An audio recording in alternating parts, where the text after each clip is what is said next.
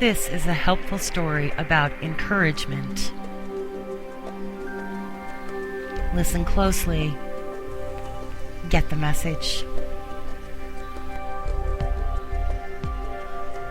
Two men, both gravely ill, occupied the same hospital room. One man was allowed to sit up in his bed for an hour every afternoon to help drain the fluid from his lungs. His bed was next to the room's sole window. The other man had to spend all of his time fixed on his back.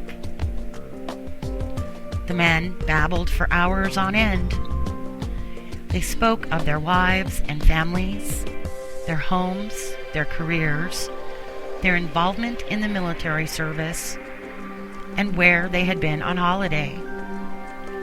And each afternoon, when the man in the bed by the window could sit up, he would pass the time by reporting to his roommate all the things he could see outside the window.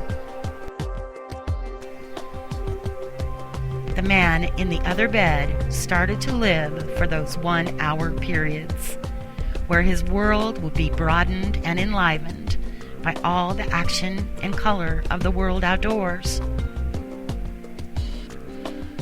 The window overlooked a park with a lovely lake. Ducks and swans played on the water, while youngsters sailed their model boats. Young lovers walked arm in arm amid flowers of every color of the rainbow. Grand old trees graced the landscape, and a fine view of the city horizon could be seen in the distance. As the man by the window described all this in keen detail, the man on the other side of the room would shut his eyes and imagine the picturesque scene. One warm afternoon, the man by the window described a parade going by. Although the other man couldn't hear the band, he could see it in his mind's eye as the man by the window portrayed it with descriptive words. Days and weeks passed. One morning, the day nurse arrived to bring water for their baths, only to find the lifeless body of the man by the window, who had died peacefully in his sleep. She was saddened and called the orderlies to take the body away. As soon as it appeared appropriate, the other man asked if he could move next to the window. The nurse was happy to make the switch, and after making a point to see that he was comfortable, she left him alone.